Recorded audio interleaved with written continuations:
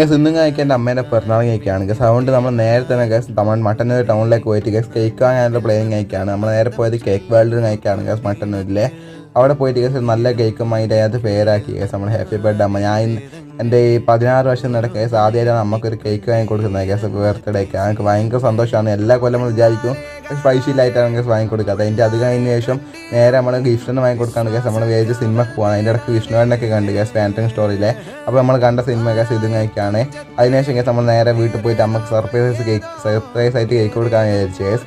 അമ്മ അറിഞ്ഞിട്ടേ ഇല്ല ഗസ് നമ്മൾ കേക്ക് വാങ്ങുന്ന കാര്യം. അമ്മക്ക് ഒരു ഗസ് ഉണ്ടായില്ല. കാരണം ഞാനും അനിയത്തിയും കൂടിയാണ് സിനിമയ്ക്കില്ല ഫുള്ള് പൈസയൊക്കെ ഇട്ടത്. അതുകൊണ്ട് അമ്മ വിചാരിച്ചില്ല ആ എക്സ്ട്രാ കേക്കൊന്നും ഉണ്ടാവില്ല എന്നൊക്കെ അമ്മ വിചാരിച്ചത്. പക്ഷേ നമ്മളങ്ങനെ വിടുക ഗസ്. നമ്മൾ സർപ്രൈസ് ആയിട്ട് ഗിഫ്റ്റും കൊടുത്തു ഗസ്. കേക്കൊക്കെ മുറിച്ചു.